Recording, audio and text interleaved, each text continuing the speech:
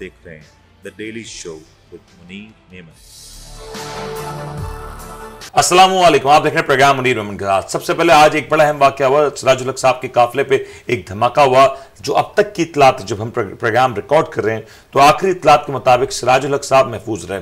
ये बात उस तरफ निशानदेही करती है कि मुल्क में अमन अमान की कोशिश करने वाली तमाम तर लोगों को किसी तौर पर साइड लाइन किया जा रहा है या थ्रेट किया जा रहा है, या वो कुव्वतें जो पाकिस्तान में अमन अमान की के हवाले से काफ़ी ज़्यादा अपने तशवीश रखती हैं, तहफ़्फ़ुज़ात रखती हैं और नहीं चाहती कि मुल्क में अमन अमान हो, वो कुव्वतें एक बार फिर से एक्टिव हो रही हैं, जिसकी एक मिसाल आज हमें नजर आई।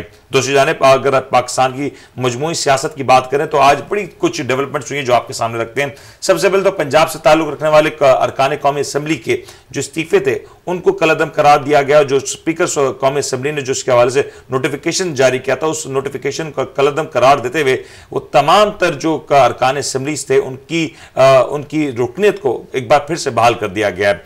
साथ साथ ये एक बड़ा डेवलपमेंट है कि तहरीक इंसाफ की जो अरकान असम्बली अब फिर से पार्लियामेंट में जा सकेंगे और वहां पे जो पार्लिमानी किरदार है वो अदा कर सकेंगे। इसके अलावा आज एक और बड़ी डेवलपमेंट ये हुई कि साबिक गवर्नर सिंध जनाब इमरान इस्माइल साहब, जिनको गिरफ्तार किया गया और इसके बाद इतलात के मुताबिक कराची में दरख्शा थाने में उनको गिरफ्तार करके ले जाया गया और उसके बाद नामालूम मुकाम पर मुंतकिल कर दिया गया।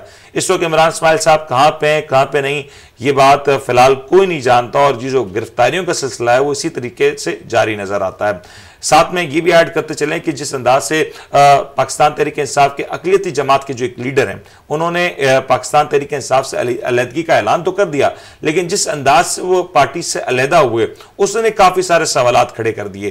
क्या उन्होंने कहा, आपको दिखाते हैं। को छोड़ने का ऐलान कर रहा हूं।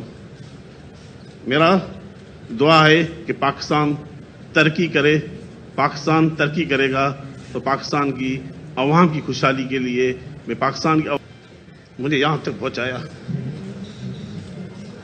मैं सबका शुक्रगुजार हूं। मैंने बनाया और मुझे यहां तक पहुंचा। मैं इस पार्टी का मुश्किल वक्त में हमने पार्टी का साथ दिया। जब पार्टी के ऊपर नो वोट का कॉन्फिडेंस का टाइम आया, हम पार्टी के साथ खड़े रहे। वो पार्टी ये जमहूरियत पसंद पार्टी है। इंशाअल्लाह ताला ये जमहूरियत पसंद पार्टी रहेगी, रहनी चाहिए भी। यही पाकिस्तान में पाकिस्तान के हक की बात है। इस 11 महीने में जो जद्दोजहद की गई वो भी पाकिस्तान की बेहतरी के लिए जद्दोजहद की। लेकिन मैं एक बात जरूर करूंगा कि इस 13 महीने में हमने पुरअमन एहतजाज भी किए और इस तहरीक में पार्टी में सारे लीडरान मुझे पुरअमन नजर आए। मैं पाकिस्तान तहरीक इंसाफ की अक़लियत विंग को मैंने रिप्रेजेंट किया है। कभी भी हमें इस तरह के एहकामात नहीं आए कि हम कोई ऐसा काम करें जो मुल्क के खिलाफ हो। मैं पूरे पाकिस्तान को लीड कर रहा था। मेरी अक़लियती विंग का वर्कर्स का मैं शुक्रगुजार हूँ। तो आपने देखा कि जो कुछ सूरत हाल है वो यकीनी तौर पे आपके सामने। इसी हवाले से आज प्रोग्राम में गुफ्तगू करने के लिए हमारे साथ मौजूद है बैरिस्टर फारूक अवान साहब, इनका ताल्लुक पाकिस्तान तहरीक इंसाफ से है। साथ में हमें ज्वाइन करेंगे इस्लामाबाद से जनाब रिजवान शाह साहब, सीनियर सहाफ़ी जर्नलिस्ट हैं, और साथ में हमें ऐड करेंगे जनाब शुएब राजा साहब, सीनियर सहाफ़ी तज्ज़ियाकार, ज्वाइन करेंगे हमें लाहौर से। फारूक अवान साहब, गुफ्तगू का आगाज आपसे करेंगे। सबसे पहले ये जो पंजाब के हवाले से खबर आई कि पंजाब की 71 कौमी असम्बली के जो अरकान हैं उनको बहाल किया गया, उनका जो नोटिफिकेशन था उसको कलअदम करा दिया गया। अब क्या इस हवाले से अपडेट्स हैं? जी, सबसे पहले तो मैं आपका शुक्रिया अदा करता हूं, आपने मुझे अपने प्रोग्राम में दावत दी, बोलने का मौका दिया। के इस फैसले को हम बड़ा खुशाइन करार देते हैं। देखिए, अब जमहूरियत की बालादस्ती पार्लियामेंट के अंदर है और जब पाकिस्तान तहरीक इंसाफ के ये अरकान, देखिए हम इस्तीफे हम पहले दे चुके थे। ये अब हमने लाहौर हाई कोर्ट का जो फैसला है इसको हम अमन तस्लीम करेंगे और इंशाल्लाह हम पार्लियामेंट में जाएंगे तो जो वहाँ की जो जरूरी चीजें होगी जो पार्लियामेंट में हमें करनी है इंशाल्लाह वो करेंगे। तो हम वहाँ पे अपना पार्लियामेंट जो है वो भी लेकर आएंगे। और जो जैसे आपने बैरिस्टर अली जफर का हवाला दिया है कि बिल्कुल हमें इंशाल्लाह इस हवाले से अपनी हमारी जो पार्टी है वो मिल बैठ कर तैयार करेंगे कि हमने हमारा अगला प्लान क्या है, हमने क्या करना है, पार्लियामेंट में हमने जाना है, किस तरह जाना है। वहाँ पे हमारी क्या हिकमत अमली होगी, तो इस पे हम इंशाल्लाह सारी डिटेल में बात करेंगे। उसके बाद हम अपना नया अमल इसके बारे में जारी करेंगे। फारूक अमान साहब, जरा समझाइएगा कि ये जो नोटिफिकेशन आज आया है अदलिया की तरफ से, जो फैसला है, उसमें तो ये कहा गया है कि तमाम जो अरकान हैं, 71 अरकान, उनको स्पीकर के सामने पेश होना होगा।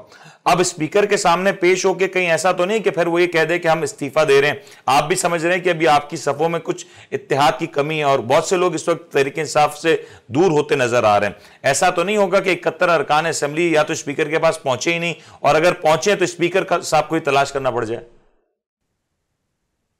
पाकिस्तान तहरीक इंसाफ हमारे मुल्क की सबसे मकबूल जमात है। जो आप पार्टी छोड़ने वालों की बात कर रहे हैं, तो इमरान खान का इस बारे में ट्वीट भी है कि हम जो जा रहे हैं उसको हमने बुरा नहीं कहना। हम समझते हैं वो जिन हालात में जा रहे हैं, किस तरह उनको ब्लैकमेल किया जा रहा है और जिस तरह जो उनका हाल किया जा रहा है, तो कुछ लोग ऐसे होते हैं वो नहीं ठहर सके। हम अभी ना किसी को बुरा भला कह रहे हैं, अफसोस हमें जरूर हो रहे हैं, लेकिन इंशाल्लाह हमारे जो लोग हैं हमारे साथ खड़े रहेंगे।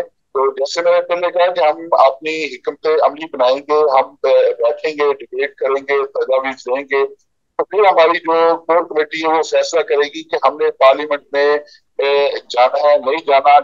जैसा कि आपको पता है, लेकिन फारूक अवान साहब, अगर आज ये फैसला हो जाता है कि आपने पार्लियामेंट में एक बार फिर से जाना है और पार्लिमानी किरदार अदा करना है, तो फिर जो तहरीक इंसाफ ने यह फैसला किया था कि असेंबलियों से बाहर आने का, पंजाब असेंबली, केपी की असेंबली डिसॉल्व करने का जो फैसला किया, फिर ये बात तो मानेंगे ना कि वो फैसला गलत था, वो सियासी एतबार से उसके बड़े सारे नुकसान हुए तहरीक इंसाफ को?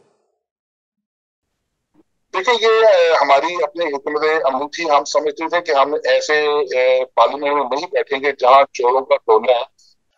सर, वही पार्लियामेंट अभी है, वही लोग अब भी मौजूद हैं फारूक अवान साहब, लोग तो आज भी वही हैं, बल्कि आप ही के बगौल, आप ही की पार्टी के बगौल उनके मिजाज में काफी तब्दीली आ चुकी है। देखिए, बेहतरीन मौजूद है, इनमें कोई तब्दीली नहीं है, बल्कि ये तो मजीद उस साम्राज्य सिस्टम का हिस्सा बनते जा रहे हैं। हमारी जदोजहद भी यही है कि हम इनके साथ कैसे बैठे, उस पार्लियामेंट में कैसे बैठे जहां पर ये साथ। ठीक फारूक अमान साहब, मैं आपकी तरफ आता हूं, फारूक अमान साहब, आपका पॉइंट आ गया। फारूक साहब से ये नहीं पूछा कि इस फैसले के असरात क्या हो सकते हैं, ये तो पूछना चाहिए था। सर, मैं फारूक अवान साहब से पूछूंगा, लेकिन मेरा यही सवाल एक्चुअली आप ही से था कि ये जो फैसला है शाहजी, ये जो फैसला आज हो चुका है और अब उम्मीद की जा रही है कि 71 अरकान कौमी असेंबली में जाएंगे, और अली जफर साहब ने कहा कि ये भी उम्मीद की जा रही है कि अब जो मुज़ाकरात का अमल है, क्योंकि सीनियर लीडरशिप है पंजाब में तहरीक इंसाफ की, वो जब पार्लियामेंट का रुख करेगी तो उम्मीद की जा सकती है कि हालात में कुछ बेहतरी आएगी, कुछ मुज़ाकरात के रास्ते खुल सकेंगे, और कुछ आईनी तरामीम का तस्करा हो रहा है आजकल, वो सब हो सकेंगी। सर देखें, मुझे अगर आप पूछे तो ईमानदारी से मुझे कोई इतनी तवक्को नहीं है कि इस तरीके से हो जाएगा जिस तरीके से नजर आ रहा है। बेसिकली यहाँ पर आप जमहूरियत का नाम ले रहे हैं, जमहूरियत है कहाँ पे? आप आइन का नाम ले रहे हैं, आइन को किस तरह इस्तेमाल किया जा रहा है सबको नजर आ रहा है। ठीक है ना, ये एक तरफा मोहब्बत चल रही है, एक तरफा इंसाफ चल रहा है, एक तरफा सियासत चल रही है, और एक तरफा ताकत का इस्तेमाल चल रहा है। ठीक है ना, तो मुझे मतलब इसमें कोई ऐसा इतनी बड़ी बात नहीं नजर आ रही कि 71 अरकान चले जाएंगे तो क्या होगा। क्या लेकिन शाहजी, आप देखिए, ये तरफा की बात है ना, लाहौर हाईकोर्ट का फैसला है। आप बात सुने ना, क्या पाकिस्तान सियासी बहरान से निकल जाएगा इन 71 लोगों के जाने से? सर, उम्मीद तो की जा सकती है कि कुछ बेहतरी आएगी। उम्मीद तो सर सारी चीजों से है, ना उम्मीदी तो जो। सर देखें ना शाहजी, अभी अगर पार्लियामेंट को देखें, पार्लियामान को देखें, अमली तौर पे भले वहां पे ऑपोजिशन लीडर मौजूद, लेकिन वो ऑपोजिशन का तो किरदार अदा नहीं कर रहे। उन्होंने तो एक बार on the floor of parliament ये गिला भी कर दिया कि हमारी वजह से आप वजीर आजम हैं। ये तमाम चीजें जो इस वक्त हो रही हैं, ये इससे क्या वो 90 दिन वाले इलेक्शन सर, वो बात ठीक है, वो आपकी बात दुरुस्त है, लेकिन मैं आगे की बात कर रहा हूं, मैं कह रहा हूं आगे देखने की बात करें ना। की बात कर रहे हैं ना आप, आइन की बात कर रहे हैं। मेरे ख्याल से ये सर, वो जो 90 दिन वाला मामला है, वो मंगल को मेरे ख्याल से वो उस पर अदालत फैसला दे देगी। सर बोलने का मौका दे मुनीर साहब, मेरे ख्याल से ये तमाम वो चीजें हो रही हैं जिससे मजीद इलेक्शन के प्रोसेस को आगे लिया जा सके। बॉटम लाइन ये है। अच्छा चले, आपका मौकफ ये है कि ये तमाम तर जो कुछ हो रहा है इससे इलेक्शन को आगे ले जाने का मकसद है, नहीं ये मकसद नजर आ रहा है आपको? चलें ठीक है। शुएब साहब आपका इसमें क्या टेक होगा, क्योंकि तहरीक इंसाफ के पॉइंट ऑफ व्यू से दोनों पहलुआत अभी मौजूद हैं कि ये जो 71 अरकान मुमकिन तौर पर अभी असेंबली में जाएंगे और असेंबली से बाहर आए तो उसके ऊपर भी अब सवालात उठेंगे, क्योंकि हुकूमती जमात इसका भी बड़ा इजहार करेगी कि आपने अगर आना ही था तो फिर छोड़ के क्यों गए। तो अब इसके ऊपर भी जब तहरीक इंसाफ को जो बैशिंग होगी वो तो बर्दाश्त करनी पड़ेगी। बिस्मिल्लाहिर्रहमानिर्रहीम। निमन साहब, दो बातें हैं इसमें। देखिए, जहाँ पे जमहूरी इक़्तिदार होती है ना, अगर असेंबली में 100 पता नहीं 37 या 38 बंदों ने इस्तीफे दिए थे, ठीक है, तो जिन बंदों ने इस्तीफे दिए थे 90 डेज के अंदर वहां पे ज़िमनी इंतखाब होना था, क्या हुआ? नहीं हुआ, आइन तोड़ा गया। बात को जरा गौर से सुनिएगा और समझिएगा, ठीक है?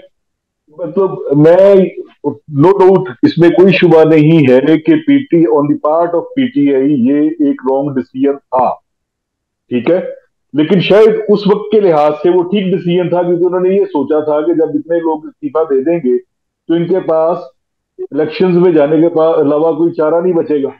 अब उनको तो नहीं पता था ना कि ना ये आइन को मानते हैं या ना ये किसी और चीज को मानते हैं, ये तो एक ही चीज मानते हैं कि भाई हम हैं तो हम ही हैं। बात समझे इस बात, ठीक है? ये इशू था इसमें, जो पंजाब की असेंबली या सरहद की असेंबली तोड़ी गई, मतलब ये तो अब इस पे क्या कहूं। वो कहते हैं ना कि बहुत सादा है मीर, उसी अतार के बेटे से दुआ लेते हैं, ठीक है? बीमार हुए जिसके सबब उसी अतार के बेटे से दुआ लेते हैं। तो बात ये है कि मिसकैलकुलेशंस हुई हैं कुछ, और कुछ जो है वो मतलब ऑब्वियसली बड़ी भारी मिसकैलकुलेशन हो गई शुएब साहब, क्योंकि ये जो मिसकैलकुलेशन हुई थी ना, जिसको शायद तहरीक इंसाफ उस वक्त अंडरस्टैंड नहीं कर सकी। आपने भी देखा है हमारे पार्लियामेंट में जब स्पीकर को इस्तीफे मंजूर ना करने हो तो वो सालों साल तक पड़े रहते हैं, और जब मंजूर करने हो तो वो चंद घंटों में मंजूर हो जाते हैं। सर ऐसे नहीं होता। एक मिनट बात सुनो सर, हमारे मुल्क में तो ऐसा ही होता है सर। इसमें नहीं, फिर वही बात है ना, जब आपकी आईन ही नहीं है तो फिर आप जो मर्जी कर लें।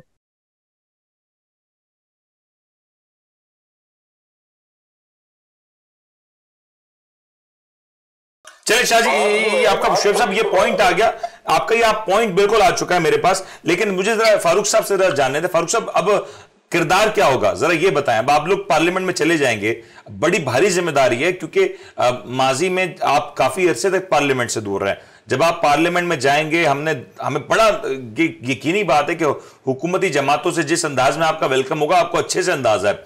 अब जब ये वेलकम होगा, जिस तरीके से आपकी वहां पे बातें की जाएंगी, तकारीर होगी, स्पीकर भी आपका अपना नहीं है अब, और अब आप अपोजिशन बेंचेस पे वहां पे मौजूद होंगे, तो सबसे पहले तो अपोजिशन लीडर आपको तब्दील करना पड़ेगा।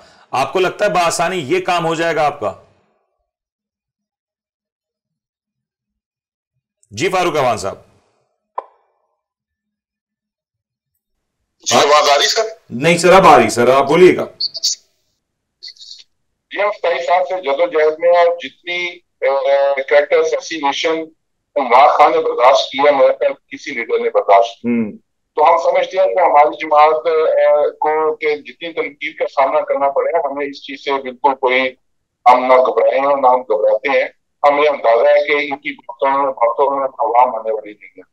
पाकिस्तान तहरीक इंसाफ जमहूरी पर और पार्लियामेंट की बालादस्ती पर यकीन रखती है, इसमें कुछ नहीं है। जैसे कि जब पहले हम पार्लियामेंट से हमारा उस वक्त निकलना जरूरी था, अब हमारा पार्लियामेंट में मैं समझता हूँ आना जरूरी है, क्योंकि बातचीत का जो मौका या पार्लियामेंट के अंदर बैठ के हम अपनी जो आईनी और कानूनी जिम्मेदारियां पूरी कर सकते हैं, वो बाहर बैठ के अब हम नहीं कर सकते। तो फारूक अवान साहब, जरा फारूक अवान साहब, मैं एक चीज आप ऐड कर देता हूं, फिर अपना जवाब मुकम्मल कर लीजिएगा। क्या आज पार्लियामेंट की वापसी को इस बात से भी समझा जाए कि कल को पंजाब असेंबली या केपी के असेंबली को रिस्टोर करने की बात होती है, तो वहां भी आप तैयार हो सकते हैं?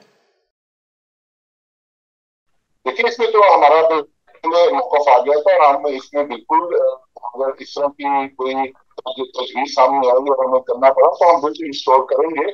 और आईनी तौर पर हमें जो भी कदम उठाना पड़ा, देखिए हमारा सिर्फ एक बहुत पॉइंट जो है ना एजेंडा है, हमारा मुल्क इलेक्शन की तरफ है। हम इस मुल्क में इलेक्शन चाहते हैं जो इस वक्त हमारा आईनी और कानूनी हक है, और हम समझते हैं कि पाकिस्तान में अगर इस बहरान का सियासी अलमी इस्तेहकाम का कोई हल है तो सिर्फ और सिर्फ इलेक्शन है। तो हम यही हम अपने हकों से डिमांड करते हैं, यही हम अपने ताकतवर अदारों से डिमांड करते हैं कि सब अपना वो किरदार अदा करें जो एक पाकिस्तान के लिए, जो मजबूत पाकिस्तान के लिए जरूरी है। ये आपका फारूक साहब, मैं आपको यहाँ पे रोकूंगा, फारूक साहब मैं आपको रोकूंगा, लेकिन शाहजी ये जो बात अब तहरीक इंसाफ की तरफ से आ रही है, बॉडी लैंग्वेज और मिजाज थोड़ा तब्दील नजर आ रहा है, क्योंकि खान साहब के भी अगर हम गुज़श्ता 2 या 3 दिनों की तकारीर सुने और उनकी जो तमाम तर लीडरान की गुफ्तगू सुने, मिजाज में कुछ तब्दीली है, कुछ लचक नजर आ रही है। और आज बल्कि स्पीकर कौमी असेंबली राजा परवेज अशरफ साहब ने भी जो गुफ्तगू की उसमें ऐसा महसूस हो रहा है कि कहीं ना कहीं अब मामला सेटल होता नजर आ रहा है, या आप सब ये समझ रहे हैं कि बहुत हो गया, गुज़श्ता 1 साल से जो कुछ हो चुका था, जो बिगाड़ होना था हो गया, अब मामले को सेटल करना चाहिए। आपको नहीं लग रहा कि मामला कहीं सेटल हो सकता है, कहीं ना कहीं कोई रास्ता निकलता हुआ नजर आ रहा है? देखिए मीर साहब, पूरा 1 साल जाया करने के बाद कम से कम इस हुकूमत को ये तो समझ आया कि सियासी मामला सियासी तरीके से मिल बैठ के ही हल होंगे। सर ये दोनों तरफ से था शाह जी, ये ना करें, ये मेरे ख्याल से दोनों तरफ से बराबरी की थी। सर आप मेरी बात ही पूरी नहीं सुनने दे रहे, आप अपने अल्फाज मेरे मुंह में डालने की कोशिश कर रहे हैं। देखें, बात सुनने की कोशिश करें। सर बिल्कुल हुकूमत भी तो डिटाई का मुजाहरा कर रही थी, हुकूमत भी तो बिल्कुल तहरीके इंसाफ को ऐसे साबित करने की कोशिश कर रही है कि जिससे बात करना है ऐसे जैसे दहशतगर्दों से बात करना है, ऐसे मुनासिब नहीं है। आप अवामी राय को बिल्कुल जो है ना वो नजरअंदाज करके कुछ भी नहीं कर सकते सियासी। शाह जी अब मैं कथा कलामी कर रहा हूं आपकी इजाजत से। आखिर में आकर इसी अवाम के वोट ने फैसला करना है कि पाकिस्तान को किसने। शाह जी आपकी इजाजत से कथा कलामी करना चाहूंगा। हुकूमत तो आज भी नहीं चाहती मुज़ाकरात करना। ख्वाजा आसिफ साहब का बयान रिकॉर्ड पे, उन्होंने 2 दिन पहले भी ये बात दोहराई है कि हम तहरीक इंसाफ से किसी भी तौर पे मुज़ाकरात के हामी नहीं है। आपको भी पता है मुज़ाकरात अगर इस मुल्क में होने तो किस तरीके से होने, किसके कहने पे होने और किस वजह से होने। तो शायद जो कुछ तब्दीली हुई है, तो और भी बहुत सारे बयान है वो आप कोर्ट नहीं करते हैं, वो बयान भी तो कोर्ट करें ना, जिन जो इधर आप जबान से बोल नहीं सकते, सुना नहीं सकते। सर मैं वो कोई बयान कोर्ट नहीं करूंगा जो हमारे मुल्की इदारों के खिलाफ हो। सर उनकी आप उनकी बातें कोर्ट ना करें। देखें, बात करते हैं हम इज्तिमाई और पाकिस्तान के लिए। पाकिस्तान के लिए सबसे जरूरी इस वक्त यह है कि पाकिस्तान के मुआशी हालात सही हों, पाकिस्तान इस सियासी बहरान से बाहर निकले। आप कितने टाइम तक एक ही पार्टी को सियासी तौर पे इंतकाम का निशाना बनाते रहेंगे? इससे ये कोई हल नहीं है। ये चीजें मज़ीद परेशानी और सियासी बहरान की तरफ जा रही हैं, और मुल्क के मुआशी हालात इतने मुतहम्मिल नहीं है कि इसको मजीद बर्दाश्त कर सकें। जून आपका बजट का टाइम आ रहा है, जून में आपने $3.5 बिलियन वापस करना है। मतलब मामला देखें, आप क्या टाइम क्यों वेस्ट कर रहे हैं? आप बैठे इन तमाम सियासी मामलात का हल निकालें, और अगर हल आप नहीं निकाल सकते तो फिर इसकी सजा आवाम को क्यों दे रहे हैं? सर ये आपका पॉइंट आ गया, मुझे ब्रेक लेने का कहा जा रहा है, ब्रेक के बाद लौटेंगे ना। मेरा तो एक ये शिकवा है मुनीर साहब तमाम सियासी जमातों से कि उन्होंने आवाम की फलाह के लिए क्या किया, उन्होंने अंधे कुएं में फेंक दिया। सर मैं इसी के ऊपर आऊंगा, क्योंकि सदर पाकिस्तान ने कल एक इंटरव्यू में यही बात कही कि आज मुल्क में महंगाई की बात नहीं हो रही, आवाम की बात नहीं हो रही। मैं इसी की तरफ आऊंगा, मुझे ब्रेक पे जाने का कहा जा रहा है। जरा ब्रेक के बाद जब लौटेंगे तो कल सदर पाकिस्तान का जो इंटरव्यू था, उस इंटरव्यू में बहुत सी अहम बातें कही गई, उसके ऊपर ही बात करेंगे। और आज एक बड़ी तब्दीली है कि इमरान इस्माइल साहब, साबिक गवर्नर सिंध, उनको गिरफ्तार कर लिया गया है। और अब तक जो इत्तलात हैं कि वो उनको दरख्शां थाने, कराची के दरख्शां थाने में उनकी पुलिस ने गिरफ्तार किया और उसके बाद नामालूम मुकाम पे मुंतकिल कर दिया गया। हकीकत क्या है इसके ऊपर बात करेंगे। जरा इसको ब्रेक लेते हैं, ब्रेक के बाद हाजिर होते हैं।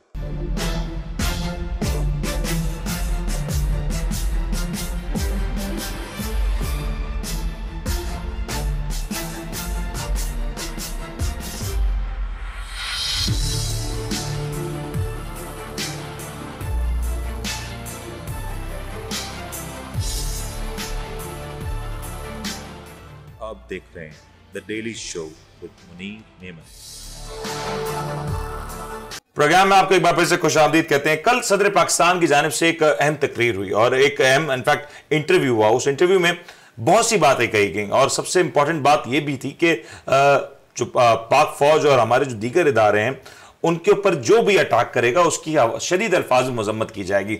साथ में एक चीज और भी ऐड कर दी कि आज मुल्क में एक आम आदमी की जिंदगी में जो मुश्किलात हैं, जो परेशानियां हैं, जो महंगाई का मामला है, उसके ऊपर कोई बात नहीं कर रहा। और ये जो कुछ हो रहा है उसका कहीं ना कहीं हुकूमत का यही प्लान भी था, या हुकूमत की ख्वाहिश भी ये थी कि मुल्क में जो आम आदमी से जुड़े हुए मसाइल हैं उसके ऊपर कोई बात ना हो, जो कि फिलहाल होता हुआ नजर आ रहा है। दूसरी जानिब जमान पार्क के अतराफ से पुलिस ने मुबैना तौर पर मजीद दहशत गर्दों को गिरफ्तार किया, और पुलिस का कहना यह है कि दहशत गर्दों की तादाद में, जो गिरफ्तारी की तादाद है उसमें बतदरीज इजाफा हो रहा है, और ये तमाम दहशत गर्द जमान पार्क में पनाह लिए हुए थे। तीसरा बड़ा मसला, तहरीक इंसाफ के जो रहनुमा छोड़ के जा रहे हैं उनका सियासी मुस्तकबिल क्या होगा। जिस अंदाज से तहरीक इंसाफ के जो रहनुमा छोड़ते हुए जा रहे हैं, कुछ आबदीदा और कुछ एक बाकायदा लेटर पढ़ते हुए हमें सुनाई देते हैं, दिखाई देते हैं, और जिस अंदाज से ये लोग पार्टी को छोड़ते हुए जा रहे हैं, क्या पार्टी इस सब के बाद डेंट करेगी, और जिन एरियाज में जो छोड़ के जा रहे हैं उसकी क्या कोई रिप्लेसमेंट मौजूद है या नहीं। फारूक रहमान साहब, आपसे आप जरा ये बता दें, कल जो सदर पाकिस्तान ने हामिद मीर साहब को एक इंटरव्यू दिया, ये बात तो हकीकत है कि आज आम आदमी की कोई बात नहीं हो रही, लेकिन आम आदमी की बात ना होने के साथ साथ उन्होंने शदीद अल्फाज में मजम्मत भी कर दी कि उन तमाम तर किरदारों के ऊपर भरपूर इंक्वायरी की जाए और एक्शन लिया जाए जो 9 मई के एक अलमनाक वाक़े में शरीक थे। जी देखिए, हम 9 मई के वाक़े में जिन लोगों ने भी ये हरकत की है, हम इसकी पुरजोर मजम्मत करते हैं। मैं कल के प्रोग्राम में था, मैंने कहा हमारा इन लोगों से बिल्कुल ना हमारी जमात का तल्लुक है, ना हमारे किसी लीडर का तल्लुक है। मैं पूरे यकीन से कहता हूँ कि ये पीडीएम की साजिश थी, ये पीडीएम के टोले ने ऐसा किया, ये उन्हीं के बंदे थे। देखिए, आम हालात में एतजाज हसन का आप रिकॉर्ड वो देख लें, बयान जो सामने है, वो मेरे ख्याल हर पाकिस्तानी का वो बयान है, और आप इन चीजों को ज्यादा अच्छी तरह समझते हैं कि कैंट में, मैं कहता हूँ कैंट में जब आप दाखिल होते हैं तो उस वक्त आपकी सर्च किया जाता है, और आगे आप किसी हाउस में जाने का तो तस्वर भी नहीं कर सकते। तो मैं समझता हूँ ये एक प्लांटेड था पीडीएम टोले का, जिसकी सिर्फ एक ही वजह थी कि हमें और हमारी जो पाक फौज है उसका इंप्रेशन दिया जाए कि शायद हम खुदा न खासा अपनी पाक फौज के खिलाफ है। ऐसी बात बिल्कुल नहीं है, खान साहब कहा इस बात को, और हम शहरी मुझे 2 मिनट देंगे या मैं चला जाऊं? और आप के साथ खड़े हैं, लेकिन ये जो शेख साहब, मैं आपकी तरफ आ रहा हूँ, बस आप ही की तरफ आ रहा हूँ। जो इंप्रेशन दे रहा है ये बिल्कुल गलत है। हम एक खास माइंड सेट की जो सोच है उसके खिलाफ है। हम सिर्फ ये चाहते हैं कि हमारा जो ताकतवर हल्का है वो पाकिस्तान के साथ इसलिए खड़ा हो कि जो पाकिस्तान को इस वक्त सियासी अदम इस्तेहकाम है उसका जो हल है वो इलेक्शन है, तो वो अपना इस बारे में अपना किरदार अदा करे, ना कि वो खुद किसी कानूनी मसले पर हम किसी को न्यूट्रल करार देना। मैं समझता हूँ सर ये आपका पॉइंट आ गया, मुझे शेख साहब से इसके ऊपर बात करने दें। शेख साहब, ये जो कल सदर पाकिस्तान की एक इंटरव्यू हमने हुआ, और ये सदर पाकिस्तान का जो इंटरव्यू था ये बड़ा अहमियत का हामिल है, क्योंकि जब से तहरीक इंसाफ की हुकूमत से मतलब पार्टी हुकूमत से बाहर आई है, तब से लेकर आज तक सदर पाकिस्तान ने हर बार ये कोशिश की कि कोई बैकडोर राब्ता हो जाए, कहीं ना कोई मफाहमत हो जाए, जो दूरियां हैं वो कम हो जाएं, लेकिन अभी तक वो दूरियां कम कराने में तो नाकाम रहे। लेकिन कल उन्होंने एक स्ट्रांग मैसेज जरूर दे दिया आवाम को भी। देखें मेमन साहब, इसमें 2-3 चीजें हैं जो बड़ी अहम है। ये अभी फारूक साहब भी जो बात कर रहे थे, इसमें सिर्फ पीडीएम को कहना कि जी पीडीएम शामिल है, मैं इससे एग्री नहीं करता।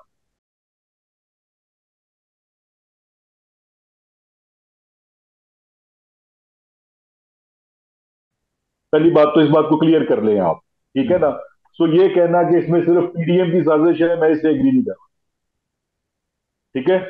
दूसरी जो बात आप कर रहे हैं भाईजान, बात ये है, बड़ी सीधी सी बात है, जो ये जो सो कॉल जो कल 8 इन्होंने बंदे जो गिरफ्तार किए हैं वहां से, जो जो इनके शर पसंद या दहशतगर्द गिरफ्तार किए हैं, उनकी वीडियो ट्विटर पे आ गई है। अगर आपको नहीं मिली तो मैं आपको सेंड कर देता हूं, वो देख लें कि वो बंदे 1 माह से कोट लखपत जेल में है, उनको वहां से निकाला गया, उनके हाथ के ऊपर जेल की बोरे लगी हुई है, और उनको भगाकर उनको पकड़ के उन्होंने कहा जी ये हमने बंदे पकड़ लिए। पंजाब पुलिस, मैंने इस लाहौर में एक अरसा क्राइम रिपोर्टिंग की है, मुझे पता है इनका तो वतीरा रहा है। ये बंदा पकड़ते थे, उसको लेकर जाते थे, उसे कहते थे भागो, वो भागता है, पीछे से गोली मारते, कहते हैं पुलिस मुकाबला हो गया। तो ये मतलब ये कि ये जो चीजें हैं ना, इस तरह से नहीं चलेगा भाई। तीसरी बात ये है उन्होंने जो सियालकोट में जो तकरीर किया, शुएब भाई खुदा के लिए, शुएब भाई मैं भेज देता हूँ। शुएब साहब एक मिनट भाई, एक मिनट बात तो मुकम्मल कर लेने, वो मैं भेज देता हूँ, वो पढ़ लें, आपको चीजें समझ आ जाएंगी, मुझसे क्या पूछना। शुएब साहब मुझे सिर्फ ये बता दें, ये जो कुछ हुआ है, अब मुझे जरा सदर पाकिस्तान की तकरीर का बता दें ना, मुझे जरा बता दें कि जो सदर पाकिस्तान की तकरीर थी, वो तकरीर के बाद आपको लगता है कुछ टेम्परेचर्स कम होंगे, कहीं ना कहीं एक उम्मीद नजर आई है कि सूरत हाल में बेहतरी होगी? तकरीर नहीं थी, वो इंटरव्यू था।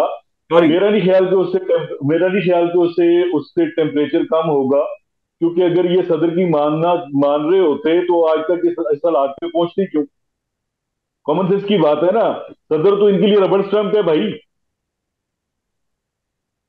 सदर को तो उन्होंने रबड़ स्टैंप बनाया हुआ है, तो उससे उसके इंटरव्यू से क्या फर्क पड़ जाएगा?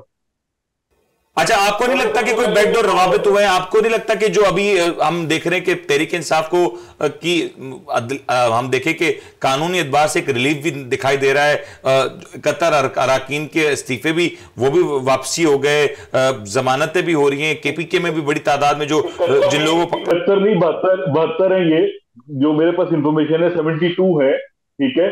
उनका जो नोटिफिकेशन था उसको कालादम करार दिया गया है, मगर इन्होंने अभी स्पीकर के सामने पेश होना है, ये ज़हन में रहे, स्पीकर के सामने पेश होना है। अब ये फिर मतलब स्पीकर साहब जो है, जिन्होंने पूरा साल उनके इस्तीफे इसलिए एक्सेप्ट नहीं किए कि ये मेरे आगे पेश नहीं हुए, फिर बगैर पेश हुए इस्तीफे एक्सेप्ट भी कर लिए, वो किस कानून के तहत कर लिए?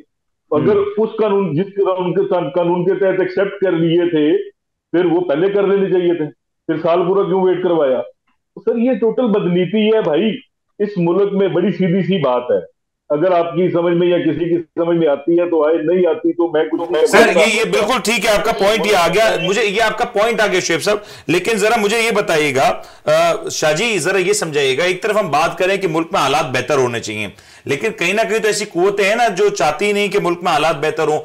जिस तरीके से साबिक गवर्नर सिंध इमरान इस्माइल साहब को आज गिरफ्तार किया गया, और अभी भी गिरफ्तारियों का जो सिलसिला है वो जारी है, सिंध हो, पंजाब हो, केपीके हो, बलूचिस्तान हो, तमाम तर मुल्क में ये गिरफ्तारियां हो रही हैं। आपको लगता है अगर गिरफ्तारियां ऐसे ही चलती रही तो कहीं ना कोई मुज़ाकरात की बात होना मुश्किल ही नजर आता है? ओ भाई, पीडीएम चाहती नहीं है मुज़ाकरात करना, वो मुज़ाकरात नहीं करना चाह रही, वो मजाकरात करना चाह रही है। आपको समझ ही नहीं आ रही इस बात की? सर ये बिल्कुल उनका कोई इरादा नहीं है मुज़ाकरात करने का। एक मिनट, मुज़ाकरात किस लिए होंगे? मुज़ाकरात होंगे इलेक्शन वो चाहते नहीं है किसी सूरत में भी। जो केयर टेकर सेटअप है वो 90 डेज के लिए बना था, आज 120 दिन से ज्यादा हो गए, वो किस चक्कर में बैठा हुआ है? लेकिन अगर मैं आपकी बात मान लेता हूं, चले मुझे शुएब साहब जरा ये बता देना, मैं ये आपकी बात बिल्कुल दुरुस्त है, लेकिन ये कहीं ना कहीं तो एंड होना है ना, ये ऐसा तो नहीं कि ऐसे पूरी जिंदगी ऐसे ही चलता रहेगा, चाहे किसी की ख्वाहिश हो, लेकिन ये ऐसे चल नहीं सकता ना। तो शाहजी जरा प्लीज आप ऐड कर दें, आपसे मैंने एक सवाल किया था। 1 मिनट नहीं, मैं 1 मिनट दूंगा यहाँ पे, 1 मिनट दूंगा सिर्फ, ये समझ आ जाए आपको। तो बात यह है कि आपका आईन ये कहता है कि ताकत का सरचश्मा अवाम है। जिस दिन आप अवाम को ताकत का सरचश्मा मानना शुरू हो जाएंगे उस दिन मसला हल हो जाएगा। जब तक आप अवाम को भेड़ बकरियां, कुत्ते, बिल्ली, कीड़े मकोड़े समझेंगे, ये मसला हल नहीं होना।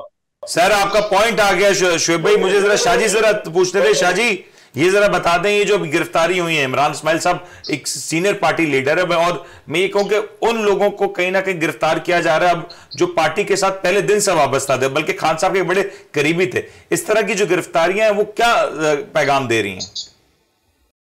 देखें, बात यह है कि मुझे तो ऐसे लग रहा है कि जो सीनियर लीडरशिप को गिरफ्तार किया जा रहा है, ठीक है, और कोशिश ये की जा रही है कि उनसे ये कहा जाए कि इमरान खान को एज ए पार्टी चेयरमैन हटा दिया जाए। ये दबाव बनाया जा रहा है। -1 की पॉलिसी मेरे हिसाब। क्या कोई फॉरवर्ड ब्लॉक बन सकता है पीटीआई में? ऐसी पीटीआई की जो पोजीशन है, आपको लगता है पीटीआई में कोई फॉरवर्ड ब्लॉक की गुंजाइश है? फॉरवर्ड ब्लॉक की कोशिशें तो हो रही हैं, ये आपको सामने ही नजर आ रहा है, लेकिन हकीकत पसंदाना करनी चाहिए मेमन साहब। बात यह है कि एक ही पार्टी की मकबूलियत से खौफजदा होकर हुकूमत ये चाहती है कि इस पार्टी को डिवाइड कर दिया जाए, और इस पार्टी को डिवाइड करके इतना टाइम ले लिया जाए कि इस पार्टी की मकबूलियत में कमी हो जाए। तो शाहजी जरा ये बताएं कि बिल्कुल आपका पॉइंट सही है।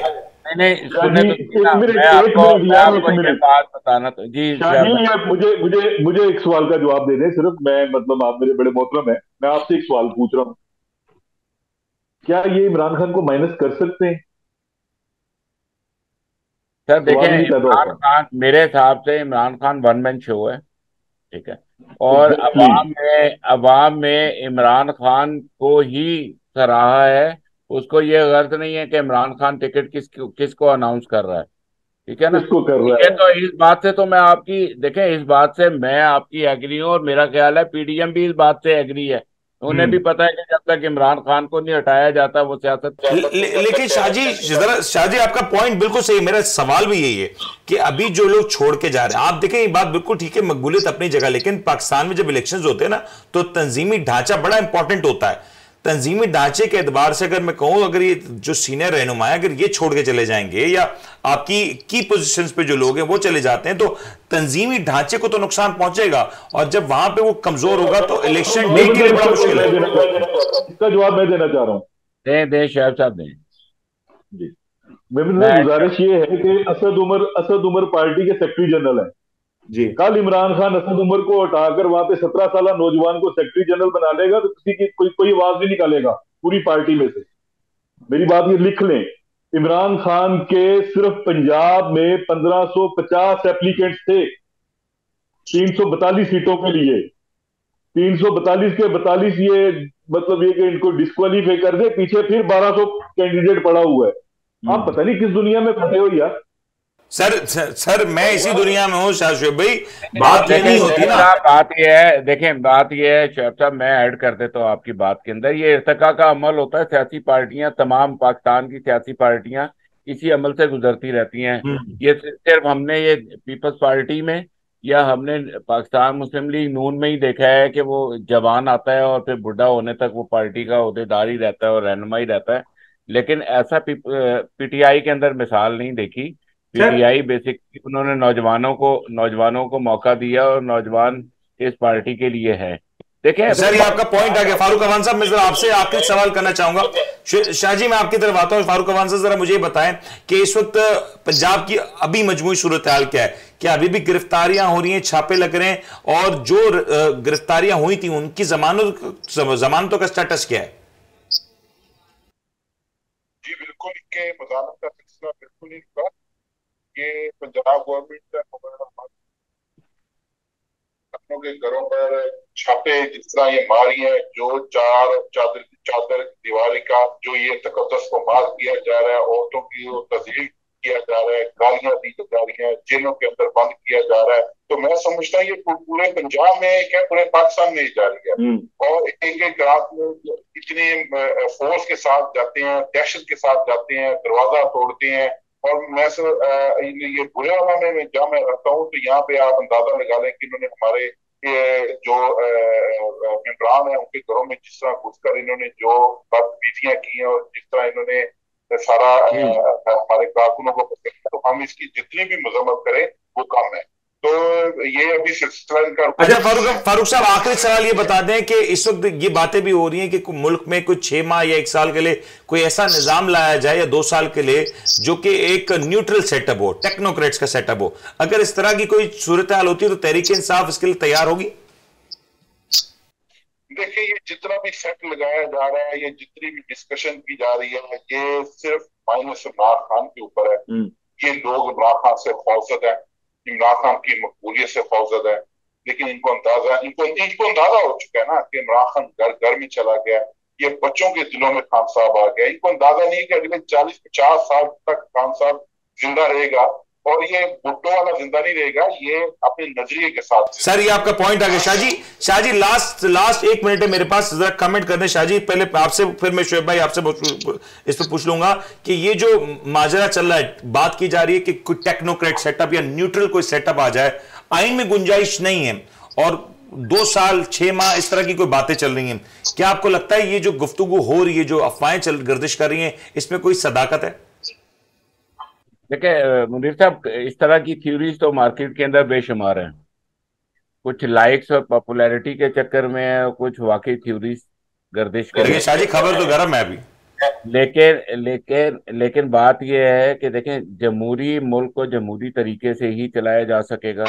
और मुझे तो ऐसे लगता है कि खैबर से कराची तक अलमिया और रोना पीटना चीखना एक ही है कि ना अवाम मैनेज हो रहे हैं ना इमरान खान मैनेज हो रहा है। अच्छा शाहजी, जरा एक चीज और ऐड कर दें शाहजी, मुझे आपको नहीं लगता कि पंजाब में जो इस वक्त इलेक्शन से खौफजदा और अगले इलेक्शन के नताइज से पीडीएम भाग रही है? नहीं शाहजी, मुझे प्लीज एक चीज ऐड कर दें, आपको नहीं लगता कि पंजाब में जिस वक्त गवर्नमेंट है, मैं केपीके की गवर्नमेंट को उस अंदाज से नहीं देख रहा कि पंजाब में जिस वक्त जो केयर टेकर सेटअप है उसके होते हुए मुल्क पंजाब के कम से कम हिस्से तक इलेक्शंस को फ्री एंड फेयर होना थोड़ा मुश्किल नजर आता है, क्योंकि वो अपनी बाइसनेस काफी हद तक शो कर चुके हैं।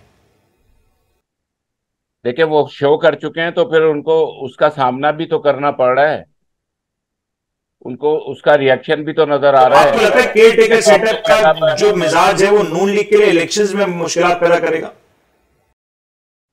देखिए, केयर सेटअप जब भी आएगा ना, केयर सेटअप के लिए मुशावरत के साथ आएगा, लेकिन मुझे नहीं लगता आप जितना मर्जी बायस निज़ाम लाकर खड़ा कर दे, आप बेशक कोई न्यूट्रल निज़ाम लाकर खड़ा कर दे, मुझे नहीं लगता कि इतनी पॉपुलैरिटी इस हुकूमत की रह गई है कि वो अगला इलेक्शन जीत सके। शुएब साहब, फाइनल कमेंट्स आपकी तरफ से। मैं एक आखिरी बात ऐड करता हूँ। वजह ये कि देखें, जिन्होंने वोट देने हैं उनको क्या बेनिफिट पहुंचा है इस 1 साल के अंदर? वोट तो अवाम ने देने हैं ना, आपके या खाली मेरे वोट से तो नहीं होगा, एक इज्तिमाई फैसला होता है इलेक्शन के अंदर। सर मुझे तो इस बात का भी एक खदशा है कि अवाम वोट देने निकलेगी या नहीं। सर एक खदशा तो ये भी कि अवाम वोट देने निकलेगी या नहीं। लेकिन मैं आखिरी 1 मिनट रह गए, शुएब साहब आप जरा प्लीज ऐड कर दें इस पे। देखिए भाई, 2 बातें इससे। वैसे मेरे फारूक साहब से एक सवाल भी है, अगर फारूक साहब यहाँ पे मौजूद है, फारूक अवान साहब से, वो मैं बाद में करता हूँ। पहली बात तो ये है भाई कि आपके आइन में इसकी कोई गुंजाइश नहीं। आप एक मुद्दत से आइन तोड़ दे आ रहे हैं, फिर तोड़ दे तो एक अलग बात है। अदरवाइज आइन में ऐसी कतन कोई गुंजाइश नहीं है कि कोई आप टेक्नोक्रेट सेटअप या कोई भी सेटअप ला सकते। अब अगर आपने फिर कोई गैर आईनी काम करना है तो वो सर अगर आइन में गुंजाइश पैदा कर दी जाए तो फिर आपको नहीं लगता ये मुमकिन है? जी आपको लगता नहीं कि आइन में कहीं कोई गुंजाइश पैदा की जा सकती है? क्योंकि अब तो पार्लियामेंट में जो तादाद की जरूरत थी, आइन में गुंजाइश पैदा करने के लिए 2/3 मेजोरिटी चाहिए, जो आपके पास है नहीं, इसलिए ये बात ही बेकार है।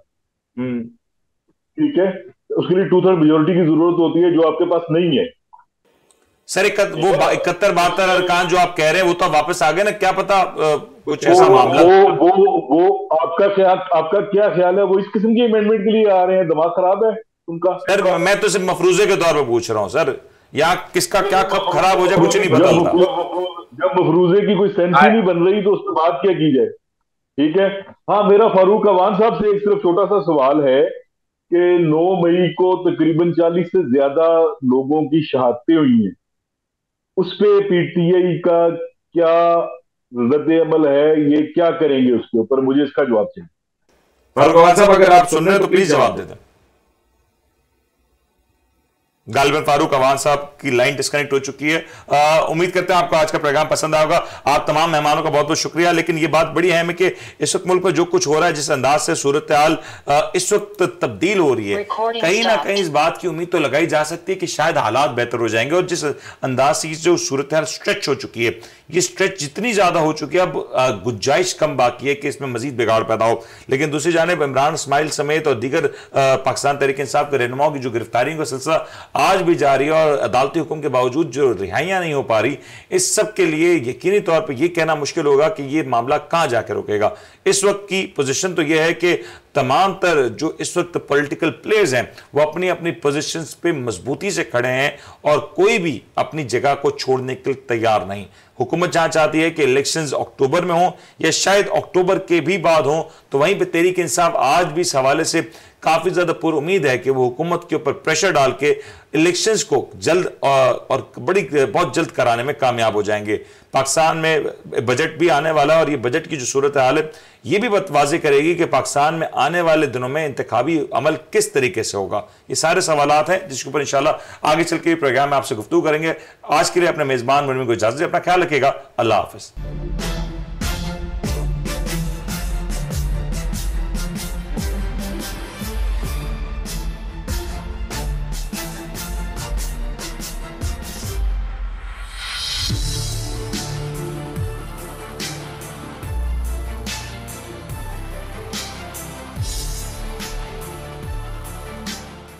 आप देख रहे हैं the daily show with Munir नेमत।